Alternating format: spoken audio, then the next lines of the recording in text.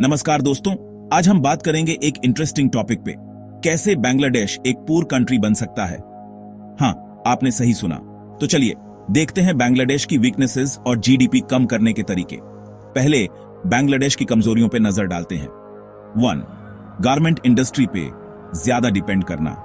बांग्लादेश की total GDP का 12% और एक्सपोर्ट का 80% गारमेंट इंडस्ट्री से आता है। ये मेनली वेस्टर्न कंट्रीज के मार्केट्स पे डिपेंड करता है। चीप लेबर की वजह से कंपीट कर पा रहा है, लेकिन कोई भी इकोनॉमिक प्रॉब्लम या लेबर कॉस्ट बढ़ने से ये इंडस्ट्री मुश्किल में आ सकती है। 1. फॉरेन रेमिटेंस पे डिपेंड करना।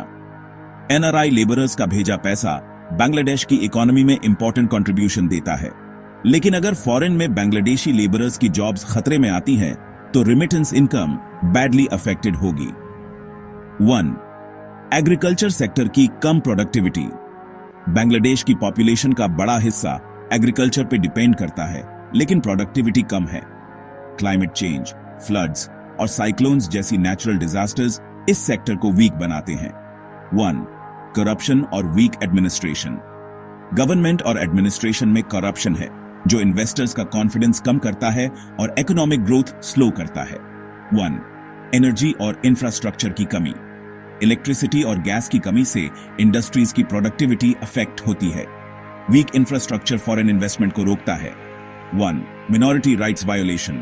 इंटरनेशनल कम्युनिटी इकोनॉमिक सैंक्शंस लगा सकता है। अब बात करते हैं बांग्लादेश को वीक और पुअर बनाने के तरीकों की। 1. गारमेंट इंडस्ट्री को नुकसान पहुंचाना। इंडिया और अदर कंट्रीज बांग्लादेश से कपड़ों के इंपोर्ट पे रिस्ट्रिक्शंस लगा सकते हैं। यूएस और ईयू जैसे बड़े मार्केट्स में बांग्लादेशी प्रोडक्ट्स पे टैक्स बढ़ाया जा सकता है, और इंडिया, वियतनाम और अदर कंट्रीज गारमेंट इंडस्ट्री में स्ट्रांग होकर बांग्लादेश के मार्केट शेयर को कम कर सकते हैं। 1. फॉरेन रेमिटेंस रोकना। बांग्लादेश से आने वाले मनी फ्लो को कम करने के लिए इंटरनेशनल बैंकिंग रूल्स स्ट्रिक्ट किए जा सकते हैं। 1. एग्रीकल्चर सेक्टर को वीक करना। इंडिया बांग्लादेश के साथ शेयर्ड रिवर्स पे डैम्स बनाकर वाटर फ्लो कंट्रोल कर सकता है। इससे बांग्लादेश की एग्रीकल्चर और वाटर सप्लाई अफेक्ट होगी। इंडिया बांग्लादेश को फर्टिलाइजर्स, सीड्स और अदर एग्रीकल्चरल टूल्स सप्लाई करना बंद कर सकता है। 1. इकोनॉमिक सैंक्शंस और इंटरनेशनल प्रेशर। बांग्लादेश में हिंदूज और अदर माइनॉरिटीज पे हो रहे अत्याचार को हाईलाइट करके उसे इंटरनेशनली बदनाम किया जा सकता है। IMF और वर्ल्ड बैंक से बांग्लादेश को मिलने वाली एड रोक सकते हैं। 1. इंटरनल इंस्टेबिलिटी बढ़ाना। रिलीजियस और कास्ट इश्यूज को बढ़ावा देकर सोसाइटी में इंस्टेबिलिटी पैदा की जा सकती है। अब बात करते हैं बांग्लादेश की जीडीपी कम करने के तरीकों की। 1. मेन सेक्टर्स को टारगेट करना। बांग्लादेश का गारमेंट एक्सपोर्ट 50% कम हो जाए तो जीडीपी में 6 to 8% की कमी हो सकती है। एनआरआई लेबरर्स 30 to 40% कम होने से जीडीपी में 3 to 4% की कमी होगी। वाटर प्रॉब्लम्स और नेचुरल डिजास्टर्स से एग्रीकल्चर प्रोडक्शन 20% कम होने से जीडीपी में 2 to 3% की कमी हो सकती है। 1.